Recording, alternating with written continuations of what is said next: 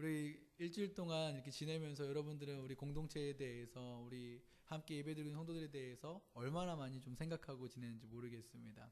여러분 한번 생각해 보세요. 나는 과연 우리 교회 식구들을 과연 일주일 동안 몇 번이나 생각하고 살아가는지. 여러분 교회 올 때 그냥 주일날 교회에 와서 얼굴 딱 한 번 볼 때 아, 잘 지냈어? 정말 그렇게 주일날 교회 얼굴을 마주해야만이 생각이 나고 어떤 반가운 마음이 드십니까? 아니면 주중에도 몇 번씩이나 우리 성도들을 생각하면서 지금 뭐 하고 있을까? 어떻게 일은 잘하고 있나? 힘들지는 않을까? 어디 아픈 데는 없을까? 여러분 그런 생각들을 하면서 어떻게 한 주를 보내시고 계십니까? 어떠세요? 우리 재성 형제님. 예, 일주일 동안 우리 교인들 얼마나 생각하시고 이들을 위해서 기도하고 지내십니까? 많이 없으시죠? 예, 일하시느라고 바쁘시고 뭐 이렇게 일어나면 눈 뜨면 출근하기 바쁘고 또 퇴근하면 잠자기 바쁘고 그게 우리네 인생인 것 같습니다. 저는 정말 여러분들 생각 많이 합니다. 예, 물론 제가 목회자여서 그렇기도 하겠지만 또 성도가 그렇게 많지 않기 때문에 한 명 한 명을 이렇게 좀 많이 생각할 수 있는 상황이어서 그런지는 모르겠지만 정말 여러분들 생각을 많이 해요. 오늘은 지영자매가 어떻게 보내고 있는지, 또 우리 현서는 오늘 어린이집은 잘 갔고 또 태권도 도장은 잘 갔는지, 우리 사모님은 또 대전에서 어떻게 보내고 계시는지 저는 여러분 한 분 한 분 정말 많이 생각하면서 보내고 있는데, 여러분 일주일 동안 우리가 살아가면서 그냥 교회에서만 한번 얼굴 보고 반갑게 인사하고 그것이 아니라 진짜 가족이라고 한다면 우리가 정말 매 순간순간마다 우리 함께 예배드리고 있는 식구들을 생각하면서 그들을 위해 기도하고 그들을 위해 관심을 가져주고 따뜻한 문자 한 통 보내줄 수 있는 정말 그런 성도들, 그런 교회가 되었으면 좋겠어요. 그게 진짜 가족이 아닌가 생각을 해보게 됩니다. 여러분, 이재철 목사님이 스위스 제네바에 살 때의 이야기입니다. 제네바에 사는 동안 정말 태풍이 지나간 다음 산책을 나갈 때가 종종 있었는데요. 이 이재철 목사님이 태풍이 지나간 다음 산책을 나갈 때 그 강변길을 따라 걸어가다 보면 정말 뿌리채에 뽑혀서 여기저기 이렇게 나무가 쓰러져 있는 것들을 많이 보게 된다고 합니다. 그래서 정말 호기심을 가지고 이 나무는 왜 쓰러졌을까? 어떻게 쓰러졌을까? 어떻게 뽑히게 됐을까? 어떤 그런 궁금한 마음을 가지고 그 나무를 들여다봐요. 근데 쓰러져 있는 나무마다 정말 한 가지 공통점을 발견할 수가 있는데, 그것이 무엇이냐면 그 뿌리의 길이가 50cm 정도에 불과하다라는 것입니다. 그냥 아무리 큰 거목이라 할지라도 또 작은 나무라 할지라도 뿌리채 뽑혀서 나가 떨어진 나무들을 보게 되면 그 뿌리의 길이가 길지 않았다라는 거예요. 그 정도의 얕은 뿌리로는 아무리 거대한 거목이라 할지라도 거센 태풍 앞에서 자신을 지킬 수가 없었던 것입니다. 여러분, 나무에게 있어서 가장 중요한 것이 무엇이라고 생각하십니까? 얼마나 많은 열매를 맺느냐? 얼마나 그 잎이 풍성하느냐? 그것이 중요하다고 생각하십니까? 저는 나무에게 있어서 가장 중요한 것은 그 뿌리가 얼마나 깊이 내리고 있고 얼마나 강한 뿌리를 가지고 있느냐가 정말 중요하다라고 저는 생각을 합니다. 왜냐하면 뿌리가 얕은 나무는 비록 많은 열매가 열리고 또 풍성한 잎으로 말미암아 많은 새들과 많은 동물들이 그 나무 곁에서 쉼을 누린다 할지라도 정말 거센 풍랑이, 거센 태풍이 닥치게 될 때 뿌리채에 뽑혀 쓰러질 수밖에 없는, 죽을 수밖에 없는, 꺾일 수밖에 없는 나무이기 때문에 나무에게 있어서 가장 중요한 것은 뿌리라고 저는 생각을 합니다. 여러분, 우리의 신앙생활도 이와 같습니다. 신앙생활의 경력은 상관없습니다. 성경적 지식이 얼마나 많은가도 중요하지 않습니다. 우리의 영적 뿌리가 얼마나 깊은지, 정말 우리가 강한 태풍 앞에서도 얼마나 하나님의 성전의 모습을 지켜낼 수 있는지, 저는 그것이 중요하다라고 생각합니다. 조그만 유혹과 시험 앞에서도 쉽게 흔들리고 무너져버리는 성전의 모습은 아무리 그 겉모양이 화려하고 아름답다 할지라도 우리 하나님 보실 때 위태위태할 수밖에 없고 근심이 될 수밖에 없는 거예요. 저 성도가 모태신앙으로 신앙생활을 합니다. 저 집안은 믿음의 집안으로서 정말 3대째 내려오는 신앙의 가문으로서 최선을 다해서 하나님 앞에 섬기고 하나님의 영광을 위해서라면 정말 물불 안 가리고 살아가는 사람이라고 합니다. 그런데 그 신앙의 영적 뿌리가 깊지 않는다고 한다면 무슨 소용이 있겠냐라는 거예요. 조그만 환난과 조그만 유혹이 닥치게 되면 그 뿌리째 흔들려 버리고 뽑혀져 버리는 신앙이라고 한다면 아무 의미 없다는 것입니다. 그러므로 우리에게 중요한 것은 내가 언제 예수님을 믿게 되었느냐가 아니라 우리 집안이 어떤 믿음의 집안인지가 아니라 예수 그리스도로 말미암아 하나님의 자녀가 된 우리가 주님 만나는 그날까지 우리의 믿음을 지키고 하나님의 성전다운 모습으로 얼마나 살아낼 수 있느냐가 중요하다라는 것입니다. 오늘 우리가 함께 읽은 본문을 보시면 150여 년 동안 폐허로 존재했었던 이스라엘의 무너져버린 성벽이 하나님의 은혜로 말미암아 불과 며칠 만에요? 52일 만에 재건되었다라는 것을 알 수 있습니다. 52일 동안 재건되었다고 하니까 정말 일사천리로 아무런 어려움 없이 그 성벽이 재건되었으리라 생각할지 모르겠는데, 아니요, 성경을 읽어보면 얼마나 많은 핍박과 환난과 어려움이 있었는지 우리는 잘 알 수 있습니다. 산발락과 도비아로 비롯한 많은 사람들의 공격과 핍박이 있었습니다. 많은 사람들의 위협이 있었습니다. 그럼에도 불구하고 하나님의 뜻이 임하게 되고 하나님의 손길이 함께하게 되니까 그 성벽이 150여 년이라는 시간 동안 무너져 있었던, 황폐해 있었던 그 성벽이 52일 만에 재건되어졌다라는 거예요. 그런데 성경의 이야기는 무너진 성벽을 재건한 것으로 끝나지가 않습니다. 6장까지는 한결같이 성벽에 초점을 맞추고 있는데, 정확히 7장부터는 성벽이 아닌 누구에게 초점이 맞춰졌습니까? 사람에게 초점이 맞춰져 있는 것을 우리는 느헤미야의 말씀을 통해 알 수 있습니다. 무엇 때문일까요? 이것이 의미하는 것이 무엇일까요? 온갖 방해와 핍박 속에서도 성을 지키는 성벽이 재건된 것처럼 예수 그리스도를 통한 하나님의 성전이 된 우리에게 영적 성벽이 재건되어지기를 바라셨던 하나님의 마음이 있었기 때문에 그렇다는 거예요. 그렇습니다. 하나님의 자녀인 우리는 반드시 영적 성벽을 세워서 하나님의 성전인 우리의 영혼을 지킬 수 있어야 합니다. 우리의 믿음을 지키고 우리의 신앙을 지킬 수 있어야 한다는 거예요. 세상은 우리를 가만히 내버려 두지 않습니다. 어떻게 해서든 우리를 무너뜨리기 위해 혈안이 되어 있습니다. 온갖 유혹으로 우리를 넘어뜨리려고 합니다. 이런 상황 속에서 성도는 어떻게 믿음을 지키고 성전다운 모습을 유지할 수 있을까요? 이 느헤미야가 기록된 목적이 하나님의 성전을 지키기 위한 성벽을 재건하는 것을 통해서 정말 이 땅의 모든 그리스도인들이 자신의 신앙을, 자신의 믿음을 하나님의 성전이 된 것을 지키기를 바라시는 하나님의 마음이 담겨져 있다고 하는데, 그러면 어떻게 우리는 이 시대를 살아가면서, 이 험난하고 유혹이 많은 시대를 살아가면서 어떻게 우리의 믿음을 지킬 수 있냐라는 것입니다. 바로 이 점에 대해서 오늘 저는 여러분들과 말씀을 나누려고 합니다. 성도는 어떻게 믿음을 지킬 수 있는지, 또 어떻게 많은 유혹과 공격 속에서도 하나님의 자녀로서의 삶을 살아갈 수 있는지, 오늘 느헤미야서의 말씀을 통해서 그 비밀을 발견하고 돌아가는 저와 여러분 되었으면 좋겠습니다. 오늘 말씀에 집중하시기 바랍니다.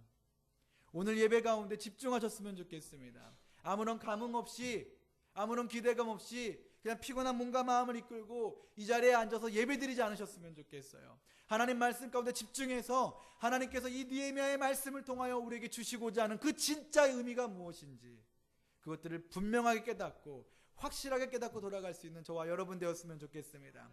그렇다면 성전으로서의 삶을 지키기 위하여 우리에게 필요한 것은 무엇일까요? 성전으로서의 삶을 살아가기 위해서, 우리가 하나님의 성전된 모습을 온전히 주님 만나는 그날까지 지켜내기 위해서 우리에게 필요한 것은 무엇이냐라는 것입니다. 첫째로, 성도는 자신의 신앙을 위하여 영적 파수꾼을 세워야 한다는 거예요. 무엇을 세우라고요? 영적 파수꾼을 세워야 한다는 것입니다. 여러분, 영적 파수꾼을 세운다는 말은 어떤 누군가를 세우고 어떤 장치나 어떤 시스템을 구축하라는 말이 아닙니다. 그러면 영적 파수꾼을 세운다는 것은 무엇을 뜻하는 말이냐? 그것은 바로 영적으로 깨어있으라는 거예요. 뭐라고요? 영적으로 깨어있으라. 우리가 예배 시간에 아무런 집중과 아무런 생각 없이 예배를 드리면 어떻습니까?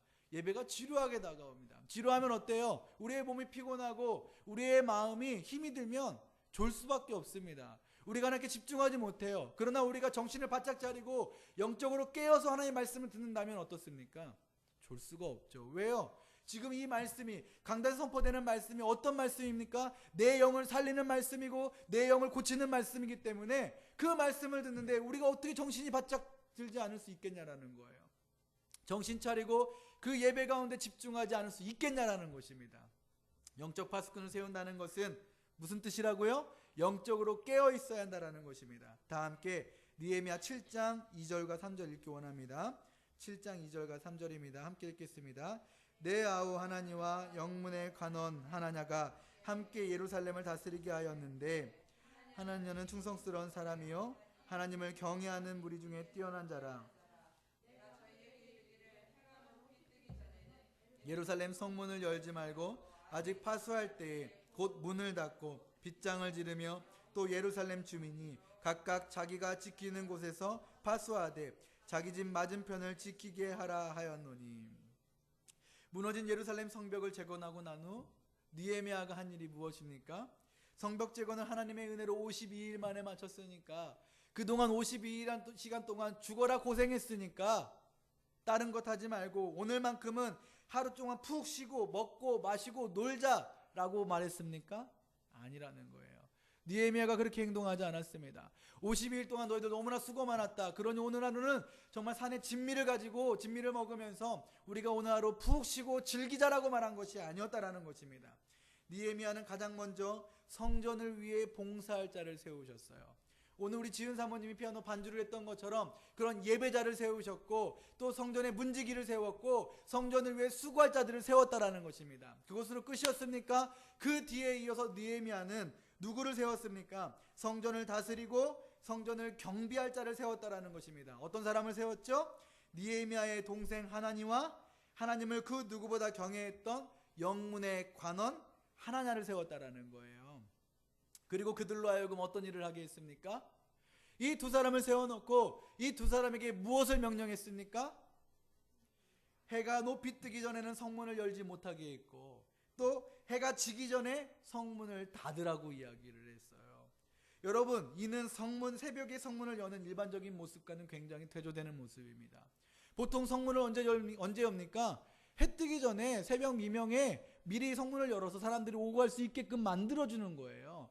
그리고 성문을 언제 닫습니까? 해가 지고 나면 성문을 닫습니다. 이게 일반적인 모습인데 오늘 느헤미야는 이 두 사람을 세워놓고 해가 떴을 때 성문을 열고 해가 지기 전에 성문을 닫으라고 말하고 있는 거예요. 왜냐하면 이 느헤미야서 7장 우리 4절의 말씀을 통해서도 이야기하고 있는 것처럼 그 성읍은 광대하고 그 주민은 적으며 과옥은 미처 건축하지 못하였습니다.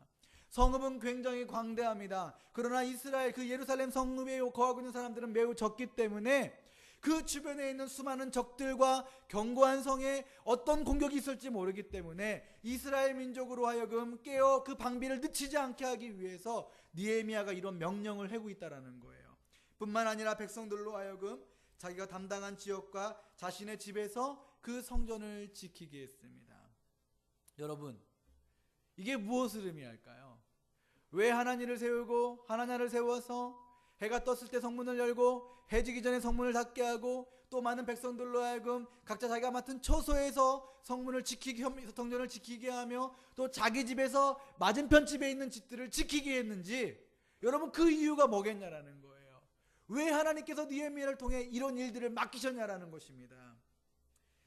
언제 누가 어떻게 공격해 올지 모르기 때문에 늘 깨어 있어서 성전을 지키라는 거예요.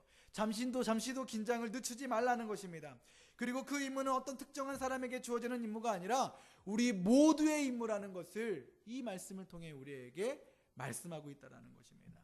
사랑하는 성도 여러분, 우리의 신앙생활도 이와 같아야 합니다. 예수님을 믿고 이제 하나님의 자녀가 되었다고 그것으로 끝이 아니라는 거예요. 매주 교회에 나오고 헌금만 꼬박꼬박 제때하게 되면 그것으로 우리의 신앙을 온전히 지킬 수 있다고 생각한다면 큰 오산이라는 것입니다. 우리는 언제나 깨어 있어야 합니다. 왜냐하면 세상이 너무나 악하기 때문입니다. 하루가 멀다고 끔찍한 일들이 뉴스를 통해서 연일 보도되고 있는 그 시대를 우리가 살고 있기 때문에 그렇습니다. 온 국민을 경악하게 만들었던 윤일병 구타 사건을 보면 이 나라가 정말 어떻게 될지 암담하기만 합니다. 신성한 국방의 의무를 다하라고 그 부모는 군대를 보냈는데 알고 보니 군대가 아니라 국방의 의무를 다하는 곳이 아니라 그곳이 지옥이었다라는 거예요. 그 부모가 얼마나 절규하고 있는지 아십니까? 그리고 그 엄마가 이런 말을 했더라고요. 너의 죽음이 하늘의 미랄이 되었으면 좋겠다. 그래서 이 땅 가운데 다시는 이런 일이 없었으면 좋겠다. 저도 군대를 갔다 왔기 때문에 잘 알지만 정말 사실 그 윤일병 구타 사건은 저 때도 있었지 않았던 일들이에요. 그런 일들은. 그리고 저희 아버지 세대에도 많은 구타가 있었고 많은 얼차례가 있었지만 그와 같은 비상식적인 몰상식한 그럼 짐승만도 못한 일들이 있지 않았었다라는 거예요. 그런데 그런 일들이 오늘날 일어나고 있어요. 그리고 또 우리가 접하는 영화나 드라마를 보게 되면 온통 잔인하고 자극적이며 추잡한 이야기들로 넘쳐납니다. 저는 사실 그런 드라마나 영화를 접하게 될 때면 겁이 나요. 우리 아이들이 이런 미디어에 노출되어 살아온다면 얼마나 잔인하고 얼마나 더 음란하게 될까. 너무나 걱정이 됩니다. 이것뿐만이 아니에요. 아담과 하와가 넘어졌던 것처럼 이 세상은 먹음직하고 보암직하고 탐스러운 것들이 너무나 많이 있다는 것입니다. 여러분, 왜 믿음의 부모가 자녀를 믿음으로 양육하지 못하는 줄 아십니까? 좋은 대학을 보내고 좋은 직장에 취직시키고 좋은 집안에 시집 장가 보내기 위해서 거기에 너무나 몰두한 나머지 자녀를 믿음으로 양육하지 못했기 때문에 그래요. 그러면 왜 좋은 대학, 좋은 직장, 좋은 집안에 시집 보내려고 합니까? 그게 먹음직하고 보암직하고 탐스럽게 보이기 때문에 그렇다라는 거예요. 이 시대를 살아가는 가운데 있어서 이런 일들이 너무나 많이 있습니다. 사랑하는 성도 여러분, 그렇기 때문에 우리는 늘 깨어 있어야만 합니다. 그래야 우리의 믿음을, 그래야 우리의 자녀들을, 그래야 우리의 가정을 지킬 수 있다라는 것입니다. 그러면 도대체 믿음으로 깨어 있는다라는 것, 영적으로 깨어 있다라는 것, 그것은 무엇을 의미할까요? 영적으로 깨어 있으라는 것은 어떤 특별한 것을 말하는 게 아니에요. 영적으로 깨어 있는다라는 것은 기도로 깨어 있어야 한다라는 것을 말하는 것입니다. 여러분, 예수님께서 십자가의 죽음을 앞두고 겟세마네 동산에 올라가 기도하실 때 제자들에게 어떻게 말했는 줄 아십니까? 누가복음 22장 40절 말씀을 통해서 그 제자들을 향해 유혹에 빠지지 않게 기도하라. 또 46절의 말씀을 보면 시험에 들지 않게 일어나 기도하라 말씀하고 있어요. 그러면 깨어있는다는 것은 무엇을 의미하겠습니까? 그것은 기도로 깨어있는 걸 의미하는 것입니다. 우리가 이토록 악하고 음란하며 유혹이 많은 시대를 살면서 우리의 믿음을 지키고 하나님의 성전다운 모습으로 살아가기 위해서는 그 무엇보다 기도로 깨어 있어야 한다는 것입니다. 기도하지 않고서 절대로 시험을 이길 수 없어요. 기도하지 않고 절대로 유혹을 이길 수 없다라는 것입니다. 우리는 기도를 통해서 이 시대 가운데 그 어떤 유혹이라 할지라도 그 어떤 시험이라 할지라도 우리는 기도를 통해서 이길 수 있게 된다는 것입니다.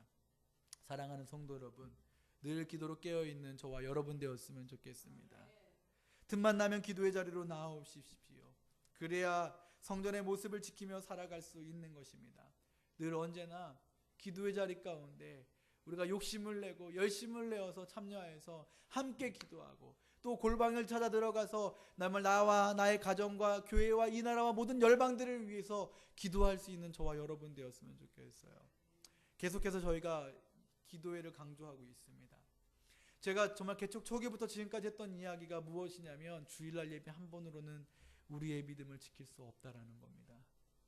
그냥 현상 유지밖에는 사실 그것도 힘든 게 주일날 예배 한 번이에요. 그러면 어떻게 합니까? 최소한 주중에 한 번 더 예배에 나오고 틈만 나면 기도의 자리로 나아가서 기도할 수 있어야 되는 거예요. 제가 왜 금요 예배에 나오라고 강조하고 왜 정말 그런 어떤 모임과 어떤 그런 예배 자리에 나올 것을 계속해서 강조하는 줄 아십니까? 금요 예배 나오면 물론 제가 목회자로서 우리 성도들 다 나오면 너무나 기분 좋죠. 그러나 단지 그것 때문에 여러분들에게 그 시간 쪼개어서 피곤한 거 알면서도 교회에 나오라고 하는 거 아니에요. 여러분들의 신앙을 위해서, 여러분들의 가정을 위해서, 여러분들의 믿음을 위해서, 조금이라도 영적으로 깨어있게 하기 위해서 여러분 그 기도의 자리로, 그 예배의 자리로 나오라고 촉구하고 있는 것입니다. 여러분의 가정이, 그리고 여러분 개인의 믿음이 정말 하나님의 성전의 모습을 지키며 살아가기를 원하신다면 예배에 열심을 내시고 기도의 자리에 열심을 내었으면 좋겠습니다. 더 나아가 성전으로서의 삶을 지키기 위해서 우리에게 필요한 것은 무엇일까요? 성도는 하나님의 역사를 되새겨야 하는 것입니다. 하나님의 역사를 되새기는 것, 그것이 우리를 성전으로 하여금 우리의 모습을 지켜줄 수 있다라는 것입니다. 여러분, 하나님의 역사를 되새긴다는 것은 무엇을 뜻하는 말일까요? 하나님께서 어떻게 우리를 이끄셨는지, 하나님께서 우리를 위하여 어떤 일들을 이루셨는지를 돌아보고 기억하라라는 뜻입니다. 그러면 성도는 왜 하나님의 역사를 되새겨야 할까요? 그냥 하나님의 은혜와 도우심을 경험하면서 날마다 감사의 삶을 살아가면 될 것이지, 굳이 오래전 일까지 기억하며 그렇게 피곤하게 살아갈 이유가 어디 있겠냐라는 것입니다. 그런데 여러분, 분명하게 말하지만 성도는 하나님의 역사와 하나님의 도우심에 대해서 반드시 되새겨야 할 것입니다. 아무리 삶이 바쁘고 여유가 없다 할지라도 우리는 이런 시간들을 반드시 가져야만 한다라는 거예요. 왜냐하면 그것을 통해서 우리는 잠시 잊고 있었던 하나님의 사랑과 하나님의 은혜를 기억할 수 있기 때문에 그렇습니다. 성도는 그런 시간을 통해서 그동안 내가 이렇게 살아올 수 있었던 그 원천이 내가 아니라 하나님께 있었음을 기억하고 다시금 주님께 나올 수 있게 되는 것입니다.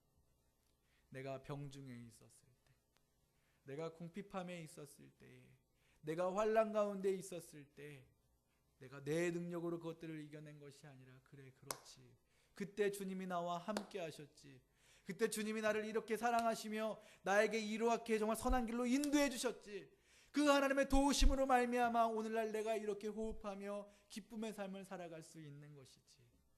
우리는 시시때때로 그때를 돌아보며 하나님의 역사에 대해서 기억할 수 있어야 한다는 것입니다. 여러분, 왜 하나님께서 정말 요단강을 건넜던 이스라엘 백성들을 향해 길갈 땅에 12돌을 세우게 하셨는지 아십니까? 마찬가지로 이스라엘 후손들에게 여호와께서, 하나님께서 어떻게 여호수아의 군대를 이끌고 요단강을 건너게 했는지에 대해서 자신의 후손들에게 그것들을 계속해서 알리기 위해서, 그 12돌을 바라볼 때마다 하나님이 우리를 도와서 이 요단강을 건너노라라고 많은 사람들이 추억할 수 있게 하기 위해서 그 길갈에 12돌을 세웠다라는 것입니다. 하나님께서 우리에게 성경을 주신 이유가 뭐라고 생각하십니까? 하나님께서 우리에게 목회자를 세우게 하시고 단위에 서서 하나님의 말씀을 선포하게 하신 이유가 무엇이라고 생각하십니까? 하나님의 역사, 하나님의 도우심, 하나님의 섭리에 대해서 성도로 하여금 다시 깨닫게 하기 위함이 아니겠습니까? 그 이유 때문에 하나님은 성경을 우리에게 허락하신 거예요. 그 일을 하라고 하나님께서 목회자를 세우시고 단위에 서서 그 말씀을 선포하게 하는 것입니다. 이런 이유로 말미암아 우리 하나님이 느헤미야의 마음도 감동시키셨던 거예요. 그래서 느헤미야는 바벨론의 포로로 끌려갔던 이스라엘 백성들의 1차 기한자 명단을 계수하여서 하나님께서 우리를 어떻게 사랑하셨고 어떻게 이런 놀라운 일들을 이루셨는지 이스라엘 백성들과 후손들에게 알려야겠다라는 다짐들을 하게 됐다는 것입니다. 우리 다 함께 7장 5절 말씀 읽기 원합니다. 7장 5절입니다. 시작. 내 하나님이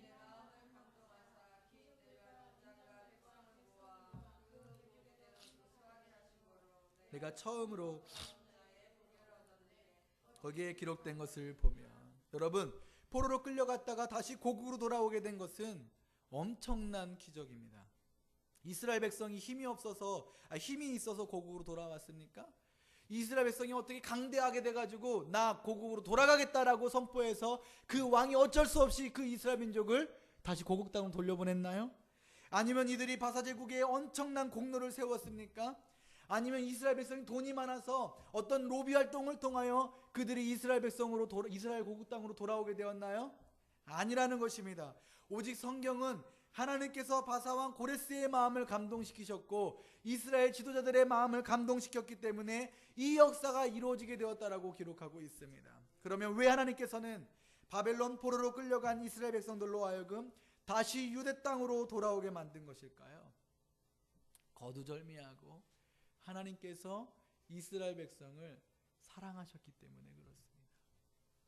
그리고 이스라엘 백성들을 회복시킴으로 말미암아 모든 민족을 구원하시기 위함이었다라는 거예요. 그 외에 어떤 이유도 없습니다. 이스라엘 백성을 사랑하시고 그들을 통하여 모든 민족과 모든 열방들을 구원하시기 위해서 하나님은 바사왕 고레스의 마음을 감동시키셨고 이스라엘 백성들의 마음을 감동시키게 되었다라는 것입니다. 이런 하나님의 계획과 섭리를 한눈에 볼 수 있는 일이 뭐가 있겠냐라는 거예요. 그것이 1차 포로 귀한 자들의 명단인 것입니다. 우리가 포로로 있었을 때에 5만 명에 가까운 사람들이 이렇게 하나님의 은혜로 말미암아 귀환을 하게 되었다. 이것을 보게 될 때마다 무엇을 느끼겠냐라는 거예요. 아무런 가능성 없었던 우리가, 정말 아무런 절망 가운데 빠질 수밖에 없었던 우리가 하나님의 은혜로 말미암아 우리가 이렇게 돌아오게 되었구나. 이것으로 말미암아 이스라엘 역사가 다시 회복되게 되었구나. 그것을 기억하고 그것을 깨달을 수 있게 되지 않겠냐라는 것입니다. 그래서 하나님은 느헤미야의 마음을 감동시킨 거예요. 그래서 느헤미야는 그 명단을 계수하고 기록으로 남기게 되었다라는 것입니다. 사랑하는 성도 여러분, 하나님께서 우리에게 베푸신 수많은 은혜들이 있습니다. 지금까지 내 능력으로 내 지혜로 살아왔다라고 생각하십니까? 천만의 말씀. 우리의 힘으로 할 수 있는 것은 아무것도 없습니다. 오직 하나님의 은혜와 능력으로 지금까지 살았습니다. 그렇다면 그 은혜에 대해서 계수해 볼 수 있었으면 좋겠어요. 그리고 그 은혜에 대해서 다시 한번 기억을 되돌려 보았으면 좋겠습니다. 그리고 한 번쯤은 그것들을 기록해 보세요. 그리고 그것에 대해서 나의 가족에게, 나의 자녀들에게, 나의 지인들에게 많이 이야기해 주셨으면 좋겠습니다. 여러분, 그것이 내 옆에 있는 이들을 주님께로 인도할 수 있는 아주 좋은 방법이에요. 우리의 자녀를 어떻게 믿음으로 내가 양육할 수 있습니까? 그들에게 죽어라 하나님 말씀 읽게 만들고 교회 나오게 하고, 어떻게 그렇게 해서, 물론 그것이 정말 중요하죠. 신앙교육이 정말 중요합니다. 그러나 때로는 정말 효과적인 것은, 아들아, 내 딸아, 내가 이런 상황 속에서 이렇게 살아왔었는데 우리 하나님이 나를 이렇게 사랑하셔서 나의 삶을 지금껏 이렇게 귀한 정말 선한 길로 인도해 주셨단다. 이런 이야기들 틈만 나면 내 자식들에게 해본다고 생각해 보세요. 그런 이야기를 듣고 자란 나의 자녀들이 하나님을 떠날 수 있을까요? 그런 이야기를 듣고 자란 나의 자녀들이 하나님을 부정할 수 있을까요? 여러분, 다른 게 설교가 아니고 다른 게 신앙교육이 아니라는 거예요. 내가 받은 은혜를 계수하여 보고 내가 받은 은혜를 나의 자녀들에게, 나의 지인들에게, 나의 가족들에게 이야기할 때 그것이 놀라운 간증이 되는 것이고, 그것이 놀라운 하나님의 말씀이 된다라는 것입니다. 우리가 그런 삶을 살아가게 될 때, 우리가 그렇게 받은 은혜를 되돌려보고 그것들을 기억하며 살아가게 될 때 우리는 하나님의 성전의 모습을 지켜낼 수 있다라는 것입니다. 마지막으로 성전으로서의 삶을 지키기 위해 우리에게 필요한 것은 무엇일까요? 성도는 철저하게 말씀으로 돌아가야 하는 것입니다. 하나님의 말씀으로 돌아가는 것, 그것이 우리로 하여금 성전의 모습을 지킬 수 있는 가장 강력한 방법이라는 것입니다.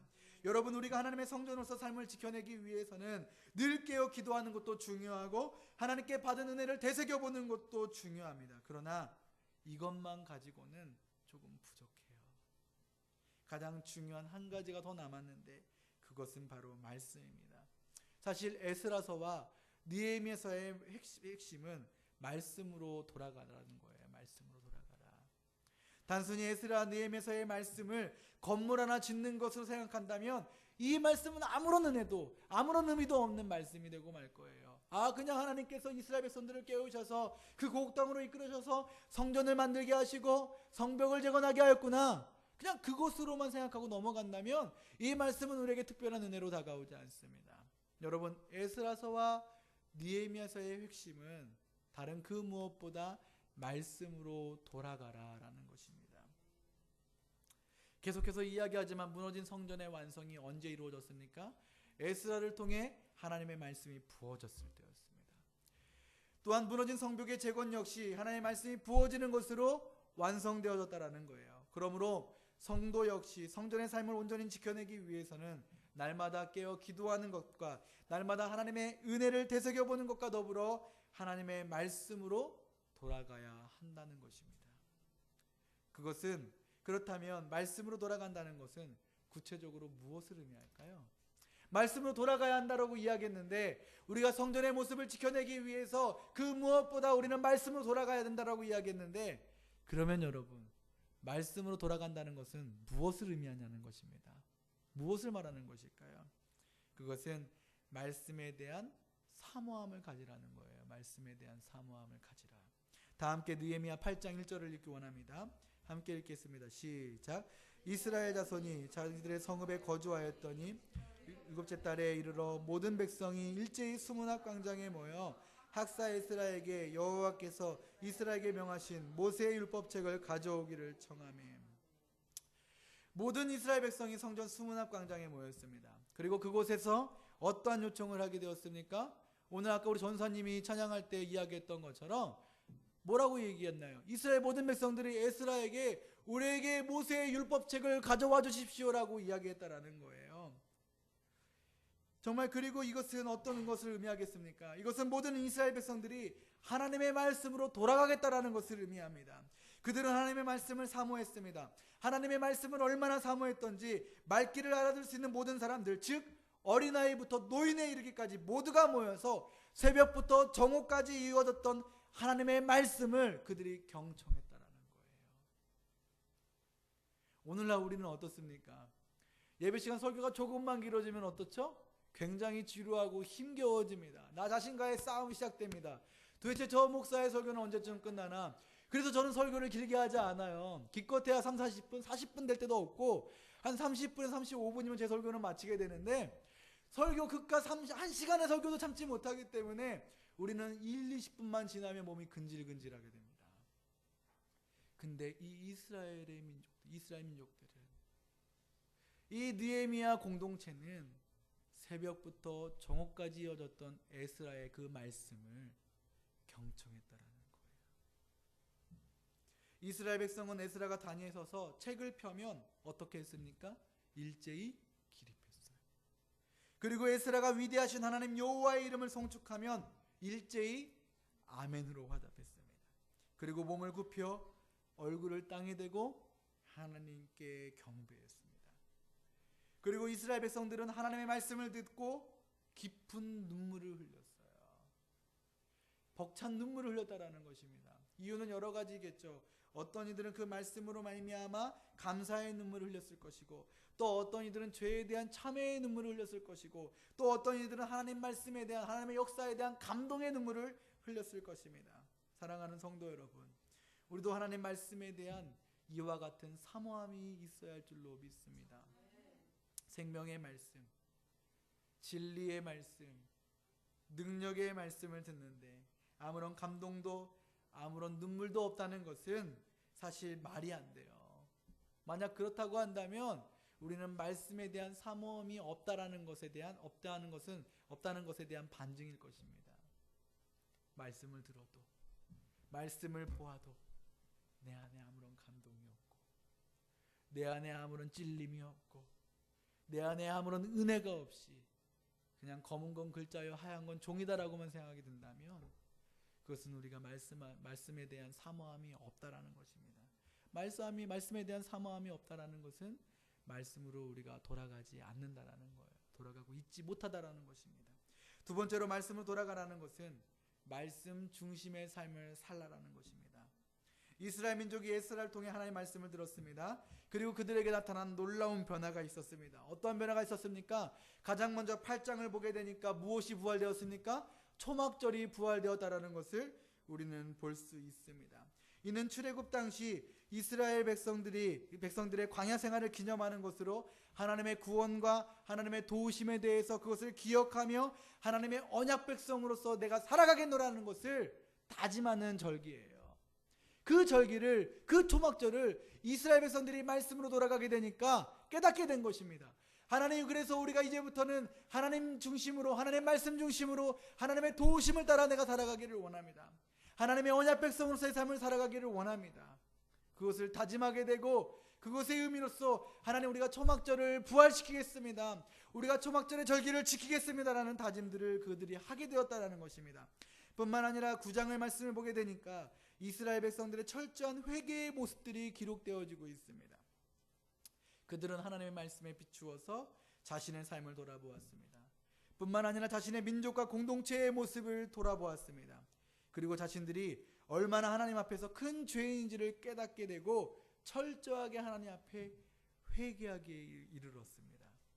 그리고 그들은 하나님과 새 언약을 세우고 그곳에 도장을 찍고 이스라엘의 지도자들로 하여금 그것들을 임봉하게 하였다라는 거예요.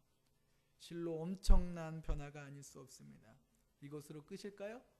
초막절을 부활시키고 죄에 대한 철저한 회개를 한 후 이제부터 그들은 우리가 어떻게 살아갈 것인지에 대한 삶의 전반에 걸친 말씀 중심의 규범을 만들었다라는 것입니다.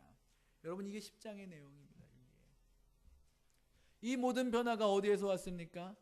그들이 말씀 중심으로 살아가게 되었을 때, 말씀을 보게 되고 내가 그 말씀대로 살아가야겠구나, 그러다 보니 초막절을 생각하게 된 것입니다. 내가 말씀 중심으로 살아가겠구나, 그렇게 결심하고 보니까 자신이 말씀에 떠났던 과거의 모습들이 떠올랐던 것입니다. 그리고 내가 말씀 중심으로 살아가겠구나, 그러니 이제부터 내가 말씀 중심으로 하나님이 명령하신 제사, 하나님이 명령하신 안식일, 하나님이 명령하신 11조, 하나님이 명령하신 그 삶의 모습들을 내가 돌아보게 되는 거예요. 그리고 그렇게 살기 위해서 규범들을 만들기 시작했다라는 것입니다.